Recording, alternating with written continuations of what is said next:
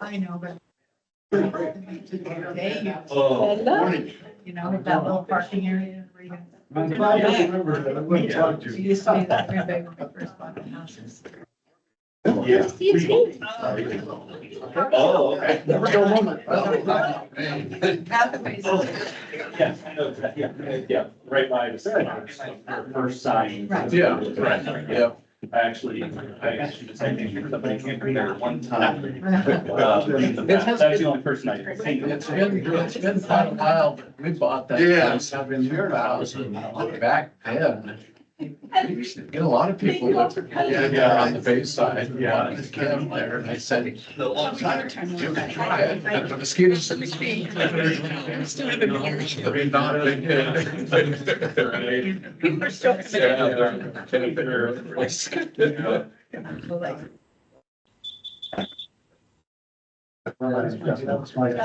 Yeah. Well, yeah. Years down the park now.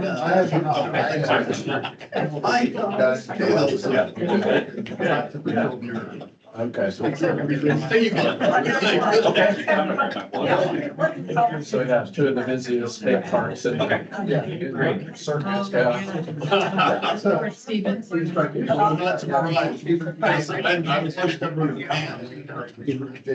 wow. Yeah. But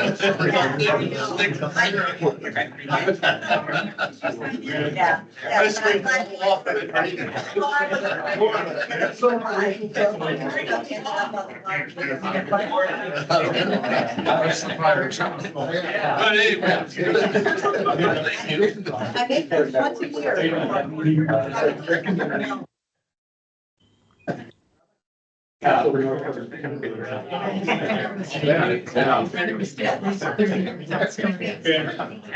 Where do you live? Yeah, I was on Cape May. Every stuff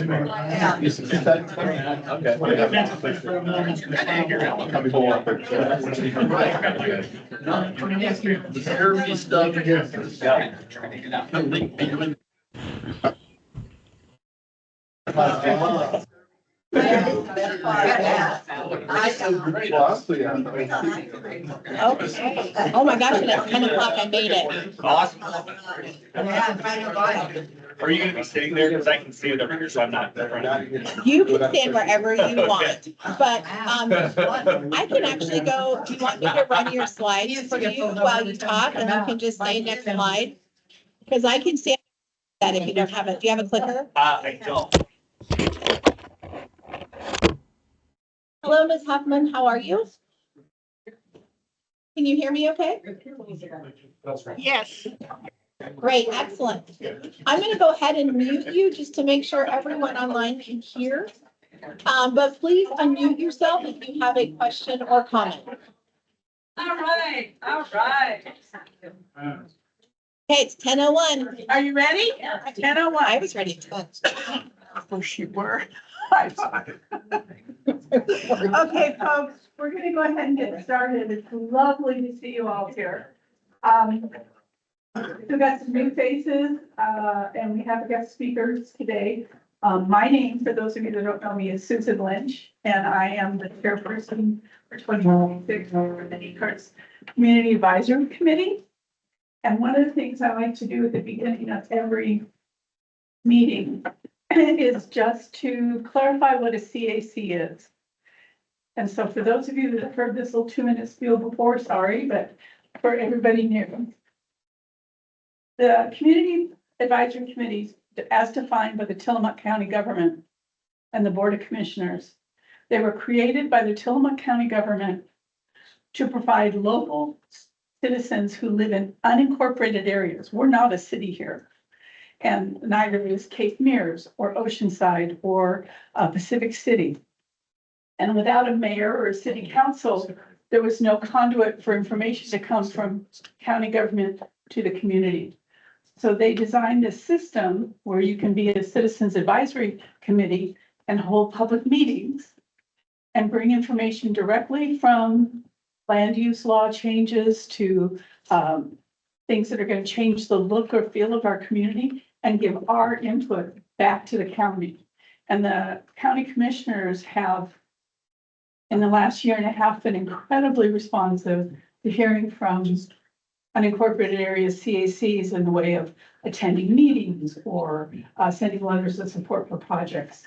And some of the projects that have come out of the CAC organizing is the current boat enhancement, boat and nature park, the boat launch enhancement. And another huge thing is the Netarts Emergency Response Volunteers. They go by the acronym NERV, which we love. And the emergency plan for Netarts had kind of atrophied away. And now in the last year, they have done so much. It's a group of very dedicated people from the community. We have Terry Thornton here as one of the people that does monthly work on this constantly. And one of the things they've done now, working together with Chief McBrayer, our fire chief, is they're putting together Connex boxes at different tsunami or catastrophic events gathering places. The Quaker Church was traditionally a gathering place, but there were no supplies there.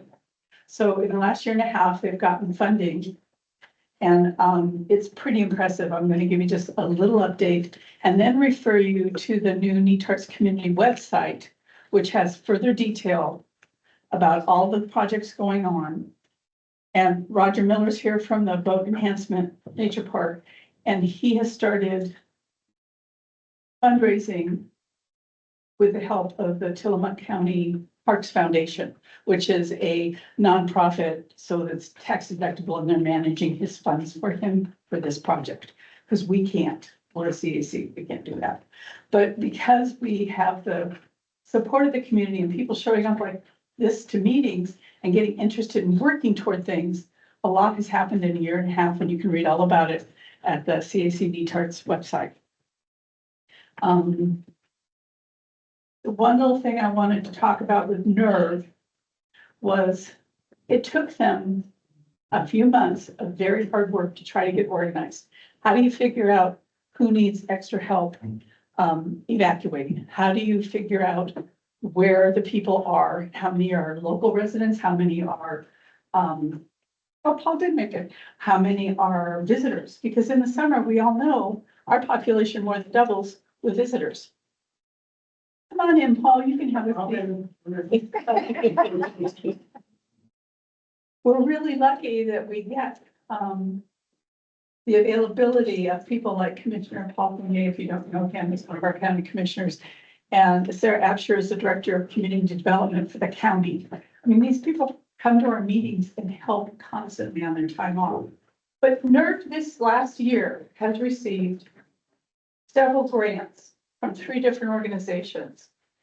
They got a grant for from the Department of Human Services Emergency Management, Orem. They got a grant, a facilities grant from the Tillamook Coast Visitor Association, and that one was $35,000. And then they got a community support grant from TPUD for $2,000. And that's what buys the Connex boxes, has them set up. All this costs money that the county doesn't have to give us. So if we want emergency response in our community, we build it. And the NERV has come to every meeting and stressed the best thing you can do is make sure that you individually have a rescue plan and a supply of food and water for yourself. Because we don't know what roads will be affected. We don't know how isolated we're going to be. So that's all about NERV. Today, we're very lucky to have with us 2 of our county park officials that are going to talk a little bit about the upcoming closure and repair at Cape Lookout State Park. And I know that as a resident here, most of us spend a lot of time at the state park, almost daily. And but I have my pass. I couldn't do it though. And so one of the things that happened is last year it was going to close. And they're going to talk about why it didn't close last year and when they expect it to close this year. And Jason Elkis is the Cape Lookout State Park manager. And Justin Parker is his boss, the regional manager. Have I got that right, Joe? District manager. District Yes. manager. I'll be even safer. Okay, well, we're happy to have them, and without too much ado, unless there's questions about the little update I did, is there anything? Okay, and I'm around after the meeting if you have any questions about what's next. Come on, Matt, Jason, thank you. Yeah, I'm gonna look for it. We're gonna move where we can see it. All right. They keep that as in there, so you. Perfect. And then can we dim the lights a little bit? Okay. Perfect. Perfect. All right. Good morning, everybody. Like Susan said, Jason Elkins, the park manager over at Cape Lookout. Good morning, Bruce. And thanks for having Justin and I here today. And we're excited to talk about the Cape Lookout Go Bond project. We'll kind of explain what that means, but we anticipate that project kicking off soon. So we'll try to give you some information, give some time for questions. Obviously, it impacts you all as users of the park and local residents. But so we can go ahead and go to the next slide. And just kind of an overview of where the funding came for this project. In 2021, State Senate Bill 5506, the Oregon legislature approved $50 million to the agency in general obligation bonds for park improvements agency-wide. And that was due to a backlog of kind of deferred infrastructure maintenance and those larger investment projects in parks. And with that, the agency identified parks across the state where there would be improvements, and Cape Lookout was one of about 10 that was identified for construction, and that was around 2022, 2023. And initially that was, wait, I'll get there in a second, but that's kind of an overview of where the funding came from for the project. Go to the next. And many of you probably heard that our agency is currently in a budget reduction, and trying to identify ways long-term to continue to fund everything in the agency. Justin can talk a little bit about how or where the agency receives our operation budget. Yeah, so our OPRD is an atypical state agency in that we don't get general tax money or general funds at all for our agency. We kind of have to earn the money through camp fees, and the customers who use the services pay. And also there's some dedicated, constitutionally dedicated lottery money. That lottery money is about 49% of our operating budget as an agency. So funds almost half of what we do, and that source is declining. There's been multiple quarters where that has gone down in the quarterly forecasts, and we're not really sure why that is. That's the lottery can speak to that officially, but it appears that that lottery is trending downward. Less people are playing out, whether that's people betting on their phones or apps or just technology has maybe changed that stream. Historically, so we're having to reduce our expenditures out of that fund due to the fact that it's declining. And then we had to raise those park fees. They hadn't been raised in a long time. And we realized there's a limit on what we can do with that. And so we're also looking at efficiencies and what can we not do. The general obligation bonds, as Jason mentioned, was a one-time thing in the agency's history where we got some bonded obligation from the bigger bucket the legislature has to do big projects. And there's currently no additional second phase to that. It's kind of a one and done. And we got that money right in the middle of a high inflation. We all know it in our home bills and everything, right? So that 50 million doesn't really have what was traditionally 50 million in buying power, so working through that, the bonds do expire. Other projects that we've done with that, a lot of work at Fort Stevens has happened. It's a 523 site campground up on the North Coast where my office is. A lot of 1960s electrical upgrades, electrical infrastructure, sewer that really needed some work, a lot of paving, a lot of ADA accessibility is a focus of the Go Bond. And the Halem Bay State Park got a bunch. Smith Rock is getting some work over on the east side. There's more projects than money. So should there be another phase of that money, we're happy to engage in that. But I think wrapping it up, I would say that there's recognition by our leadership that the coast is where a lot of our visitation is, and you all know that living in the community here. I live up in Seaside, so I know a little bit about visitation up there too, you know, and we're putting the money where the people are essentially, and there's always an asterisk, like, you know, we can't quite get everything we want to get done, but we're doing what we can with the funds we have. We're very grateful for that.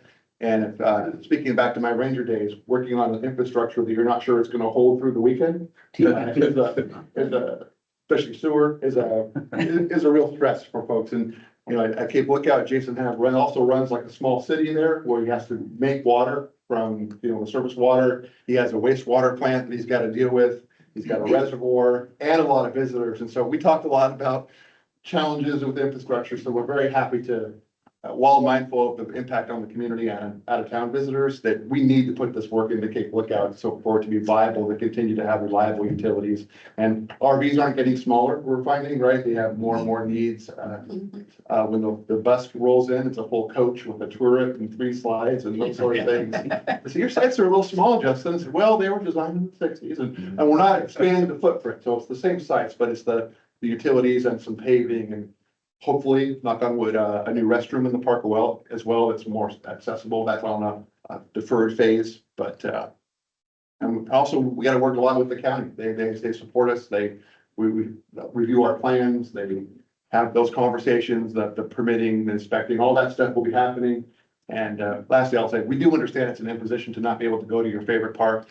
I would just say maybe, you know, find a new one, move up the coast, go up to Nahala Bay if you have the time, or go to Munson Creek, go to places like that. There are more parks out there, but I know we are very much interested in getting this project done as soon as we can. We want to put our foot on the gas to get that done, but not surprisingly, there is some state project management stuff that we have to work through with bidding and contracting and conditions and terms, but we're gonna work through that.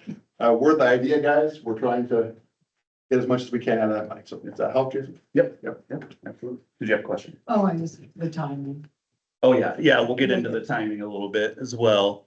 Yeah, thanks for that, Justin. We can go to the next slide here. And so, when we first identified the, needs for the project at Cape Lookout, the intent was to implement the master plan. So each park has a kind of a overall vision for that park property and what we want to do in the future. And with public input and input from partners.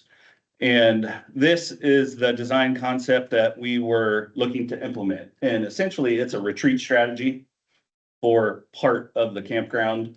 And as many of you all know, visiting the park, there's constant erosion on the shoreline there. And we do have an artificial dune that protects the campground. Many of you may remember that back around 2000, we had a major blowout of our, it was more of a revetment at the time, like a static revetment that we lost 20 campsites, an amphitheater, a restroom along the loops, right along adjacent to the ocean shore there.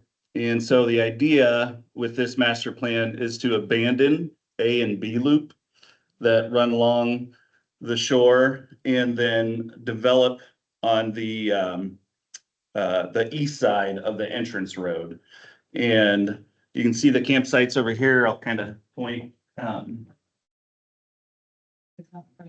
But most of the campsites that would be vacated in that are tent sites with no hookups. So this area of development was going to occur, a new campground loop, new park entrance areas. You know, the park entrance currently floods at times during the winter, and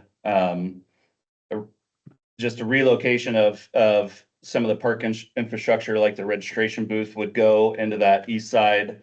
And we started in on design for this and working with consultant and geotech engineers for permitting and everything. And we discovered a high hazard area for landslides, specifically in the area of development, of new development. Yep. And that really threw a wrench in things. And we, we kind of paused to take an overall look at the project and see if we could adjust. There are there is a path forward to be able to do that in the future, adjusting these plans. But we recognized through that process that it was the time frame for redesign and everything, and then the actual construction cost was just going to be too much. Like Justin mentioned, the general obligation bond funding does have a time limit where it needs to be expended by, I believe it's 6 years. And we realized we would not be able to meet that. And so we pivoted, recognizing that the infrastructure that remains is very old, and needs improvement for us to continue to operate the park. And so C and D loop, you can see there, the two main loops that are away from the beachfront, are always, in the plans, they are to remain for long-term. And so we looked at investing into those loops, the infrastructure into those loops, and then the day use area, that day use parking lot, which you all probably primarily use, is in disrepair for sure. It's not accessible. So we really wanted to focus on that and make a high impact to a lot of visitors. And so we made the decision to pivot from the master plan and just invest in the current infrastructure at Cape Lookout.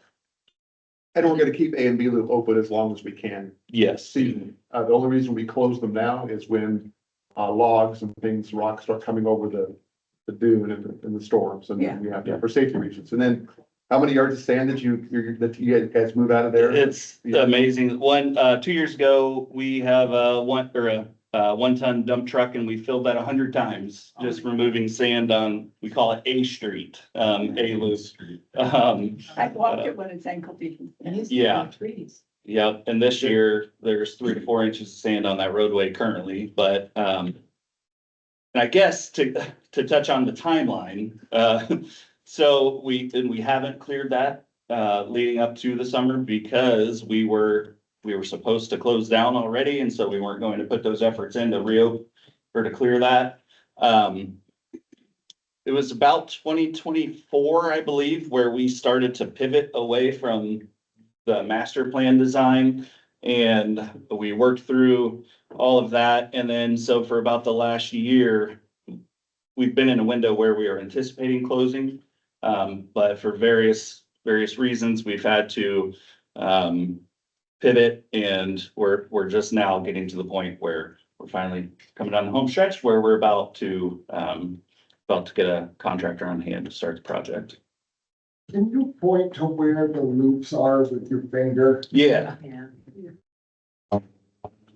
So A and B loop, this is the master plan design. Apologize for that, but they're the concept, but A and B loop are currently right here. And then this is D loop and this is C loop.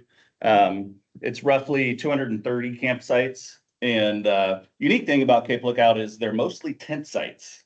All the other large campgrounds, especially on North Coast, Central Coast, are primarily full hookup for RVs. And so it does create a different feel to the park as well. But like I said, A and B loop, primarily tent sites. And then the hookup sites are in C and D loop. We also have yurts in C loop. And where is the bike camping for the, Yeah. is that near the day use, right? Yeah, it's, and sorry, I don't have a current map, but yeah, the hiker biker camp is right around in here. Just off of the Days parking lot. And we did a survey around 2014, and it was by far one of the most popular on the Oregon coast for hikers and bikers. Yes. And then, so here are a couple photos of current conditions in D loop. So that's, one of our main camping loops, our full hookup sites. We have about 16 full hookup sites, and the asphalt is well beyond its usable life. It's original. Yes. Circa 1960. Yeah. Wow. And then, the campsites, the parking pad there. So yeah, a huge improvement to that loop. And in the campground, that'll be all the paving is D loop because C loop was paved about 15 years ago. And then the the major upgrade in C and D loop water and electrical upgrades. So all of the full hookup sites, they're currently 30 amp. We're gonna bring new service so that we can provide 50 amp service in the full hookup sites. It's completely upgrading the electric system in both C and D loops. So new service to the yurts as well, the restroom buildings, new electric panels that are 30, 40 years old. So we'll be able to provide consistent service. That's a major one where it's, our scope of maintenance, switching out small breakers and different things on the panels. But when it's something larger in ground, we're calling in electricians. So it's really an interruption to service. And those are happening more and more frequently. So it'll be great to get that upgrade. Yeah, staff safety on the repairs we do will be greatly enhanced. Yeah. You won't get shot. I didn't see that, but, yeah, Yeah. the public got their money's worth out of that infrastructure, and the RVs have gotten so much bigger. And that year round, I will touch on that for a minute, just. Sure. When the park started, it was more seasonal, Right. and you can go back in the records, we're closing for the season after, Labor Day or whatever, and our whole system, your whole system has really shifted to its year-round tourism. I'm sure you've noticed that, it's anytime the weather's nice, or there's a school break or a nice day, people are in the parks, which is great, but it's a different way to run a park system, and it puts a lot of strain on as I mentioned earlier, the water and the sewer, and this will be something off of Jason's pile of work, a little bit, to not have to worry about the electrical shorting out on a holiday weekend, or sites just not working when someone has their vacation planned. So it's great to hear, so. There was something in the paper last year.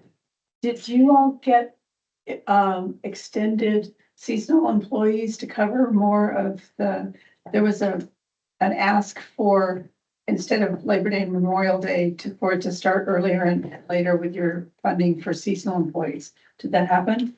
Well, it's sort of a mindset switch. We didn't necessarily get the budget to increase those positions, but we've tried, we can not manipulate, but, move the budget around and savings where we have them to extend. Maybe we have less seasonal employees, but we keep them on for a longer amount of time. We have 4-month budgeted seasonal positions up to 8-month. And so some of those 4 months we extended out to keep 4, 6, 7 months to help with that shoulder season visitation. Yep. And currently we are, in a budget reduction time. So we're actually reducing our amount of our seasonal employees for the summer for cost savings measures.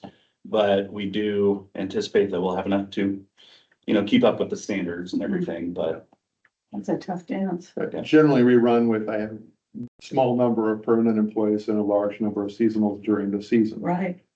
Most of the seasonals are still kind of budgeted on, like a 4 or 5 month season is a high season, a few more than that. And, that's just kind of how we roll. So basically you stagger them instead of. Well, honestly, we're trying to cover March through October, like October can be busier than some of the other months. And so, we're working less people longer, if that makes sense. Okay. And then trying to use the months to create our staffing that aligns with we've all seen it here in the community with guests, the 9 or 10 month busy season, not a 4-month busy season. Right. So we're just trying to make that work by stretching. Yes, Dr. Paul. Do you have volunteers as well? Yes, yeah, we do have, what is it? In the full swing of things in the summer, I believe we have 7 park host sites that are occupied, and they help with yurt cleaning, cabin cleaning. They help clean up the campsites a little bit, but without them, we couldn't, we'd be more of a struggle to keep up with the basics. That's been a unique situation, extending, so moving our closure date, because we have to recruit those hosts and everything. And our host coordinator's been busy and been very flexible with moving the closure date, but and then we also have park hosts on site at a few different day use areas. Cape Mears has a on-site landscaping maintenance host. which really helps out. Sitka Sedge has a couple of host sites, and then Bob Straub State Park as well. You have questions? Does the state permit you to redirect the money you would be spending for operations to do this project? To do this project or for seasonal Or staff? whatever you use it for? There used to be more of that where we have a personnel budget and then our operations budget, service and supplies, and we used to use vacancy savings to help out with that service and supply because really we don't get enough funding to cover our service and supplies. Utility costs, it may go up 7-8%, but in our budget, we were allocated an additional 3%. So that's always kind of a dance there. Currently, we are trying to not supplement operations budget with our personnel due to the budget situation. We have to report separately on the GO bond funds back up to the legislature and our internal auditors and all that. And that's very tight. I understand the question. It's a good question, but basically it's very tightly held. There's limits on what that can be. And we are going to be playing in that. There's a dedicated project manager that's going to be from our construction engineering division. That's going to be helping run that project, take some load off Jason, but he's also running the parks, and they do all the major contracting work. And so it's pretty limited in that, in terms of what we can do with the funds, but everything we're talking about today has been approved. There's just a lot of reporting on the back end and a lot of documentation of what you did and how it all is legal, which is good, but it's a full-time job for the project manager to just do that. Great question. I'm just curious about, I'm trying to reconcile, public use versus local use. Outside people and then our use. Revenue sources, site fees, what percentage of the income that you get is from site fees, and are site fees reflective of that particular site, or are they set across the state for each park? Yeah. So the site fees and the revenue generated does go into the larger pot that goes to the entire agency. So revenue generated at Cape Lookout doesn't necessarily go directly back to Cape Lookout per se. And then. Any idea of the percentage? I guess I'm curious about. Sure. Of your total revenue source, how much do you get from site fees? Yeah, off the top of my head, I'm not positive, like overall agency wide, it might be. So the lottery is about, go up a level. The lottery is about 49% of the whole agency budget, right? And then there's like a 15% or so is our portion of the RV license plate fees. That helps take care of some of our dump stations and things. Now we are charging a fee for that too, but the capital construction of new dump stations and those sort of things. And so what's that? That's, then the balance of that essentially is park fees. So take, this by his budget, you could take 49% is from the lottery, 50, another 15% is from the RV license plate, and then the rest would be other funds, since we don't get general fund or tax money for that. And then it does get broadcast out because we have to pay for, our director's office, or we get to pay, that, and our engineering folks, people who don't directly work in a park, natural resources staff. But the majority of it is spent on field operations. The majority of the rates that are charged go back to the field because that's where most of our employees are, and that's where most of the costs are for us. But we do have, financial services, people who do, they have to support us too, legal, all that sort of thing. But generally, the money is made in the field, particularly on the coast, and it goes back out to the other units, yeah. But we are stronger together as a system. We like to say people want to have the Eastern Oregon experience. They want to have the Southern Oregon parks. They want to have, the Central Oregon parks are very popular too. They have shorter seasons, so they're not bringing in as much money, but they're citizens in those areas too. That makes a couple of helps. Good answer. Yeah, I guess I got a couple here. That's okay. Sure. Yeah, we do have a couple more slides that may touch on some things, but go ahead. Am I missing it, or did you mention already when the be closed? Have not mentioned yet. Okay. Yep, getting there, but here mid-June most likely, but we'll touch on that some more. Okay, now, I attended a listening thing, planning, what was it, about 6, 8 months ago, even longer. And, the Seven Capes Vertilands was there. And, I don't represent them, but I'm part of their board. Sure. What we were wondering is there gonna be signage for the marine protected area at the Cape? And people may not know, but the state has designated Cape Lookout for portion of, mostly on the south side, but, Right. and that's a designated marine protected area, one of 5 in the state. Yep. So signage for that would be, Yeah, that separate from this project, but as part of that designation, the Bird Alliance and different partners are gonna assist. The idea is for them to assist with interpretive signage where appropriate for that. so that's being planned, Yes, separately from this, but okay. ongoing, yep, in the background for that, but. And then the configuration of the parking, is that gonna change? Yes, yep, and we'll get to that here in just a couple slides as well. Okay. Yep, yep.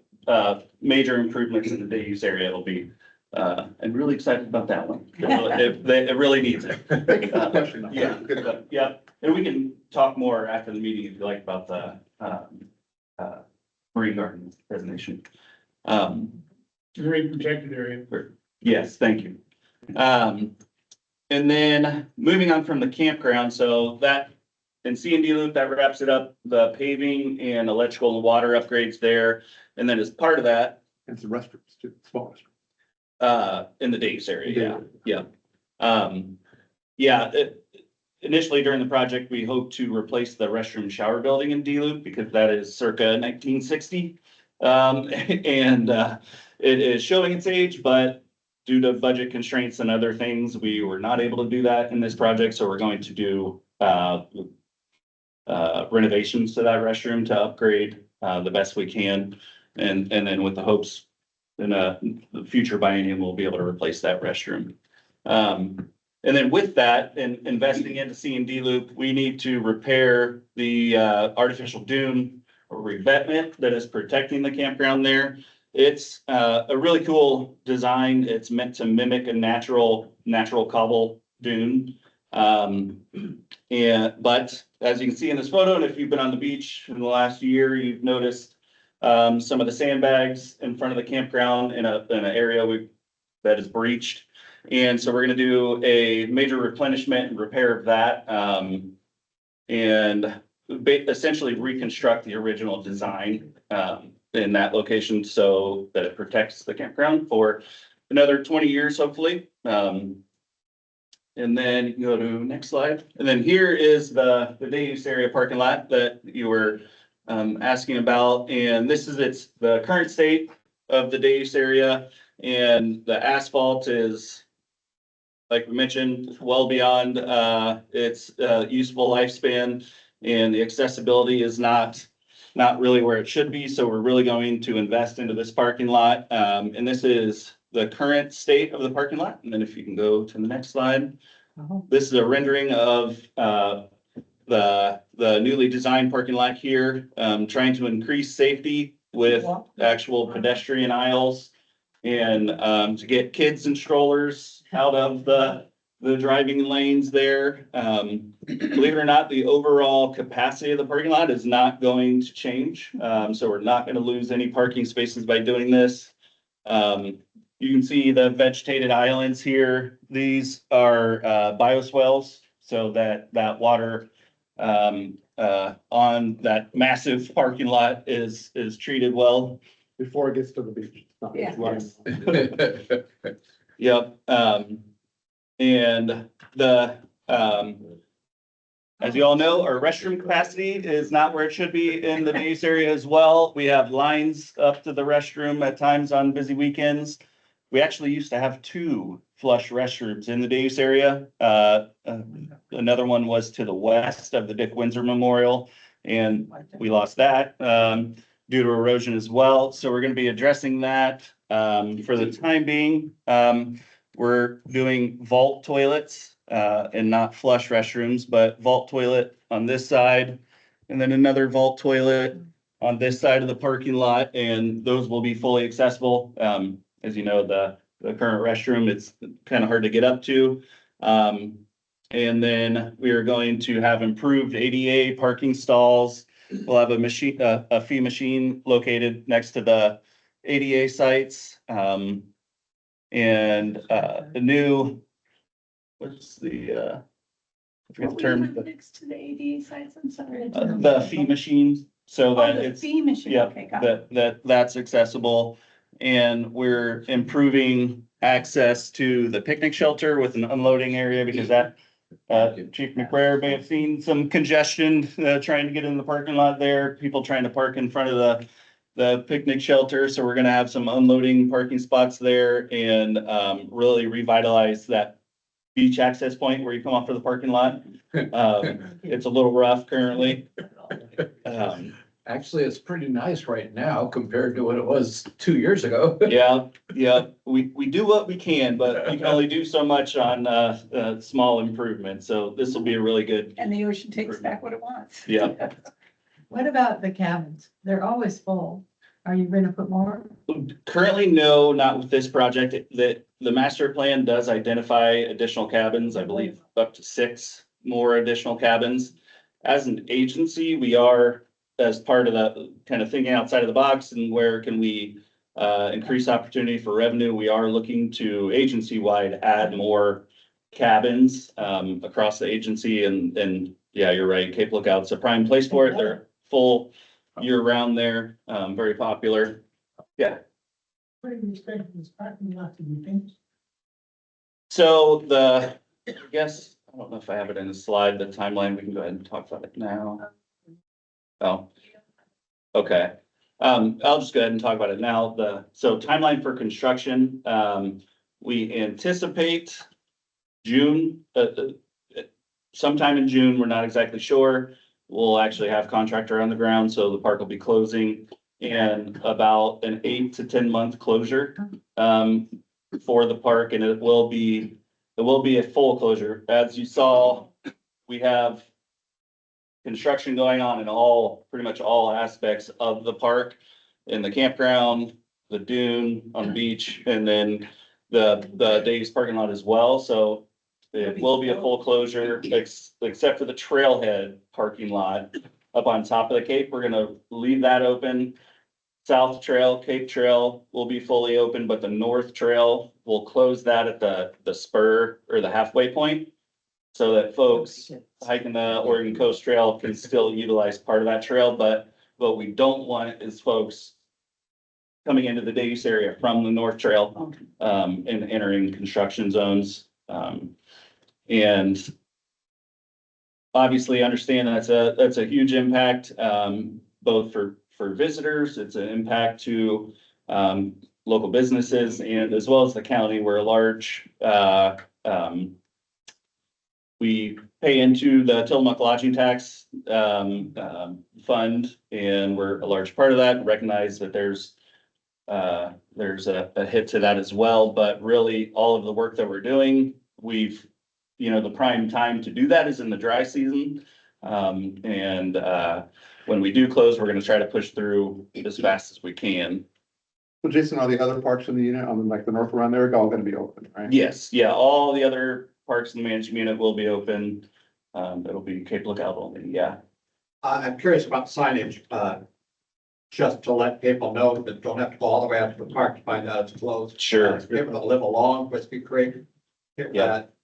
All these cars going back and forth with disgruntled Whiskey campers or whatever, Yeah. just to the traffic's sake, what kind of signage is going up on 131 or wherever? Yeah, great question, and we've learned a lot from, Justin mentioned those other North Coast parks, closing previously for similar projects and our advanced directional signage, so even the signage in Tillamook there on 101, as you come into town heading south, we'll have signage there, and then put out as much media notices as we can as well. And then the park itself will, haven't ironed out all the details, but we'll have, barricade at the park entrance, there. And then there'll also be an impact to hang gliding, and parasailing. Right. From, Yeah. Anderson Point there.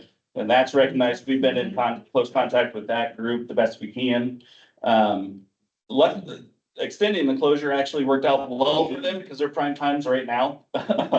So their season won't be affected too much, but we will have to block off the possibility of launch from Anderson's viewpoint. We're not going to affect parking, but we're gonna put up some barriers so that it makes it impossible for folks to launch from that site. Because the only landing place is Cape Lookout. Just want to go back real quick to the comment about the seasonality and why we're doing it in the summer or that general trend. And I totally hear that, by choosing to lose that revenue, so to speak, and impact the people more to get to the drier construction window. The last two projects have really shown us that the dewatering costs for the trenching that we're doing are extensive and it's very expensive.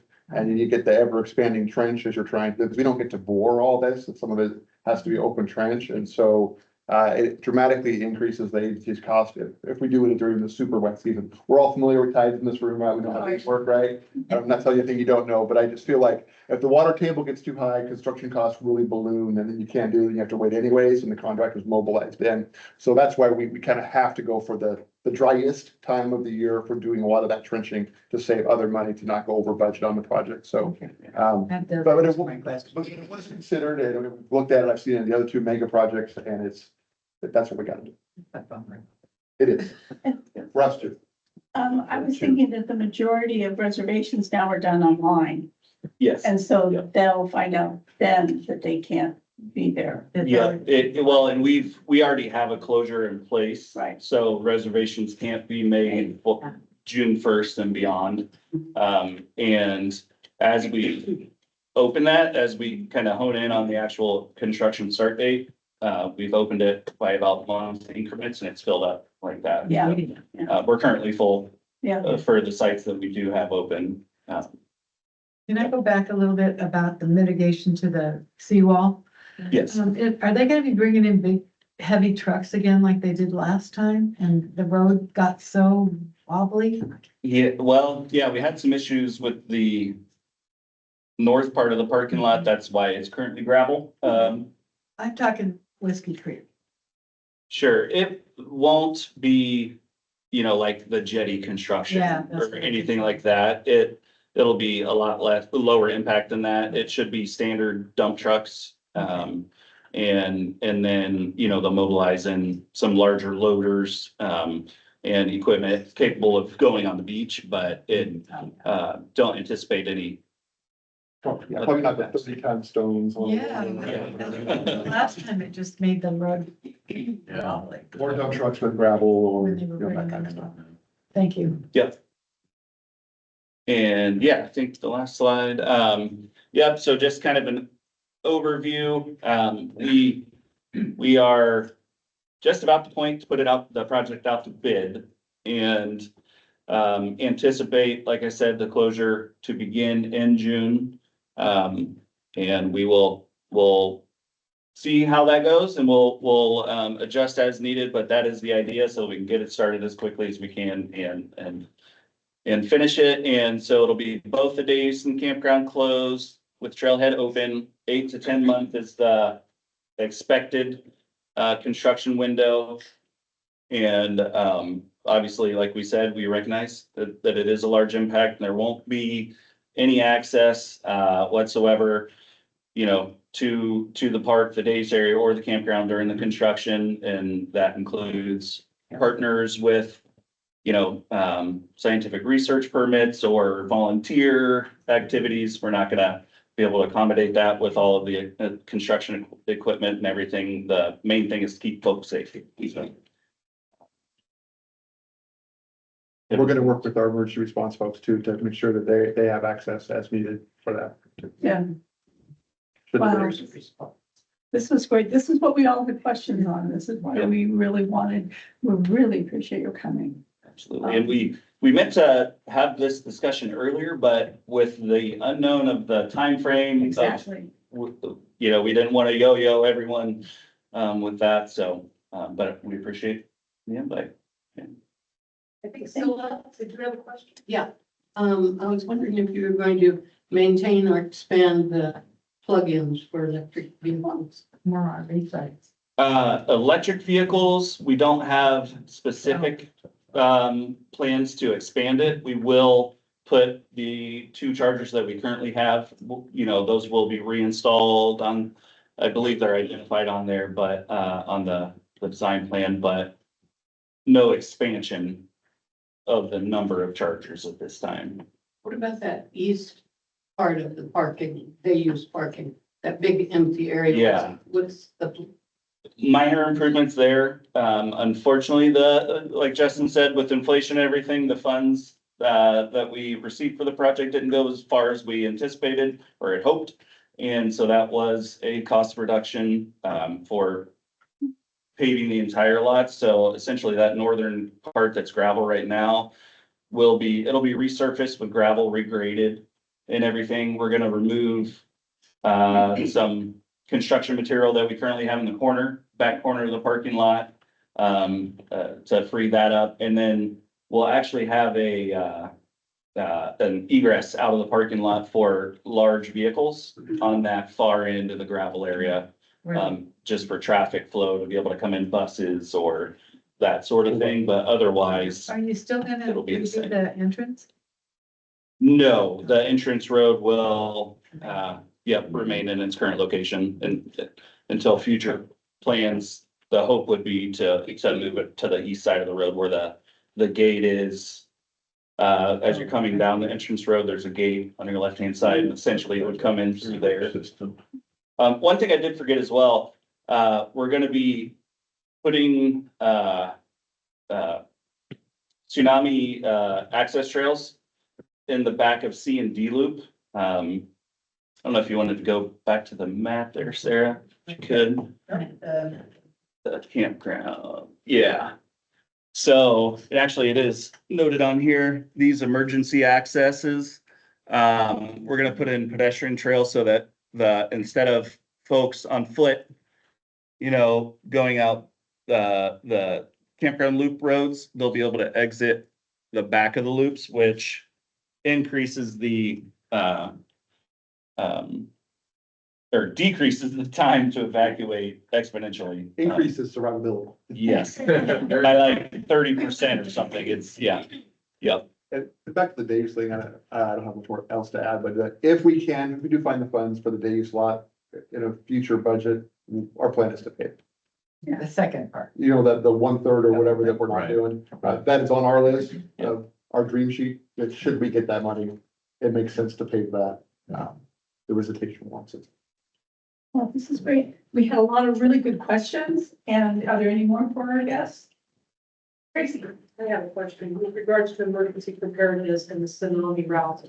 Once they get on that path, is there signage that directs them beyond that? Because I've been in state parks before where there's a tsunami path, but when I've checked out on the opposite side, it wasn't clear where you were going. Right. Yes, and we have a lot of room for improvement currently.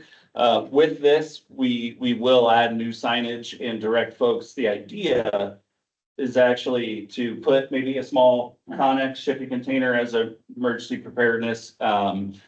It's actually our drain field, our sewer drain field, that gated road off of the entrance road, leads to that drain field. And the idea would be to have an assembly area back there.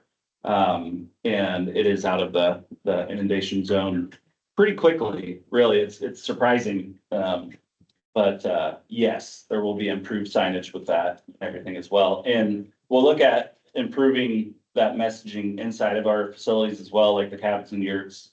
Putting maps in there. So that same meeting, this planning meeting that took place, I brought up the idea of a theater of some sort. Because it's during the sixties, people like, a lot of the local people would come for those presentations. Sure. And so I could see where that would be real valuable. Is that in your plan? Yes, on a park level. So, and thank you for mentioning that, to bring something else up as well, but, the amphitheater, an amphitheater area for programs, what you're speaking to, and They have slideshows. yep, absolutely. In the evenings, and we historically had one near the campground. And previous, before I got there, the management team were in the process of moving it, but it never got moved, but it got abandoned. And we were trying to wait to see how this project process played out, because it did call for a new amphitheater in the new development area. So we pivoted now. During the closure, we are going to create a new amphitheater area at a park level. So park staff will lead that project.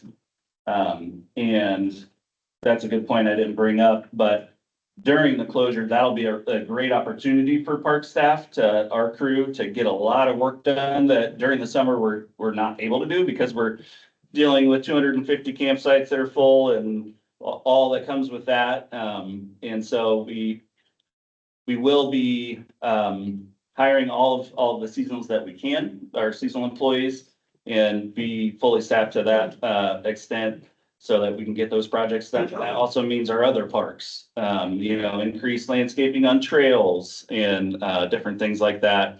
So we're gonna be plugging away at those projects, campsite rehabilitation in the campground and everything. So we're gonna use that as an So opportunity. my next question along with that, if there was a donor interested in, helping to pay for that theater, is that possible? Possibly, yes. It can get complicated depending on how it works. When we accept donations directly, we have to have limitations to expend those funds, even though they're donated to us. So I have to look into that, but if that's something that folks are interested in, we can definitely look into, see if we can make something happen. Okay, Sure. good. I know you may have addressed this already, but are there gonna be any more RV sites? Or just upgrade what's there? Upgrade what's there is the intent. So, Adding sites where you have DEQ permits for sewer and you have to water that's a logical idea. I think we'd love to do that if it was allowed by, all the various regulations, but Upgrade what's there. right now, we're Yeah. pretty sensitive to dry weather in our water. We've got one more in the back. Did I understand correctly that the current fees don't cover the actual operational expense and maintenance? they do, but it's not, revenue that's generated at Cape Lookout doesn't stay in a Cape Lookout fund necessarily. It all goes to the agency, and then we have our budget allocated, but on a biennial, cycle. And so, yes, our fees help with our operational budget, but it doesn't stay in an account just for Cape Lookout, I guess you could say. Another example would be like Beverly Beach. You guys are familiar with that? It's got a campground. The campground itself does make more than they spend on it, right? But there's 20 day use parks, along the highway, that don't generate any money. And so as a unit, they don't make money. There's other parks that do make money, help support that, and the lottery funds kind of. But in total, for the whole enterprise, the fees do cover the operation and maintenance expense. We're not, what's the word I just lost it. We're subsidizing RV. We are. We are. If park is doing really Well, well. we are, yes, but I mean, the system. The system, The system is not subsidizing these 40-foot RV Yeah. things. In a sense, they are. They're with, The lottery plays a role in helping, support So the lottery, okay, 9%. And the RV fees. an RV piece, yeah. So those. But if we were to lose the lottery fees, They're very important, yes. In our Yeah. current model, the choice is if the lottery continues to go down, do we continue to raise those camp fees? And I don't obviously speak for the executive team, but my understanding of what I've heard them say in meetings is that this current fee increase, they're not interested in raising fees more because they are aware there's a real impact to people. And there's no option to raise the lottery fees, and the dump station, their RV plate fees are flat. So the only place we could really do that would be to raise camp fees, like I said, and we're not interested in that at this point, I believe. So we need to go buy lottery tickets, Yep. that's what I'm hearing. Yeah. It's funny, we had a ranger that was always suggesting scratch out tickets in the park yard. I think we got a lot of really good information and got a lot of our questions answered. So what, just as a guess, what percentage of the fees collected in Cape Lookout go to Cape Lookout? 40%? 30%? Yeah, it'd be hard to say. It kind of goes up, then it comes down to the individual park allocations. We could get back to you on that. I don't think we have that answer off the top of our head. Yeah, agency wide, it's around like a 25% where our fees are cover about 25% of our agency wide budget. Yeah, and Cape Lookout's budget is a little over 3 million for the a biennium, so 2-year period.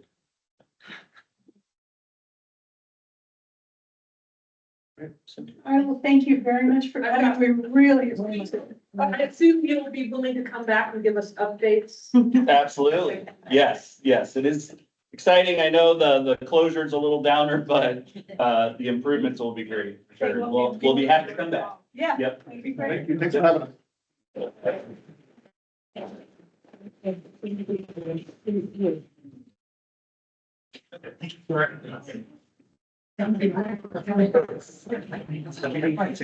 Okay, guys, we're gonna, we thanked our guests. They gave us a lot of information. I think they answered everybody's questions. There's nothing.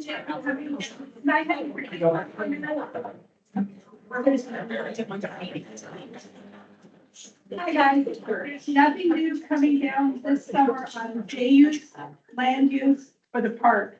So what we thought is that we would just adjourn the general monthly meetings for the summer months like we did last year, because unless something comes up, we'll send out a newsletter and say we need to get together because something changed.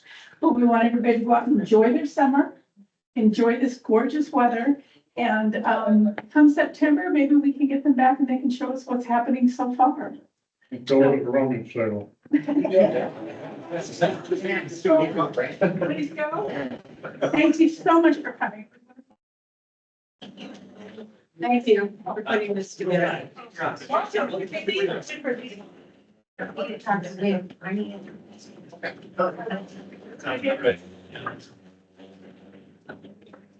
One more down, all right. Nothing.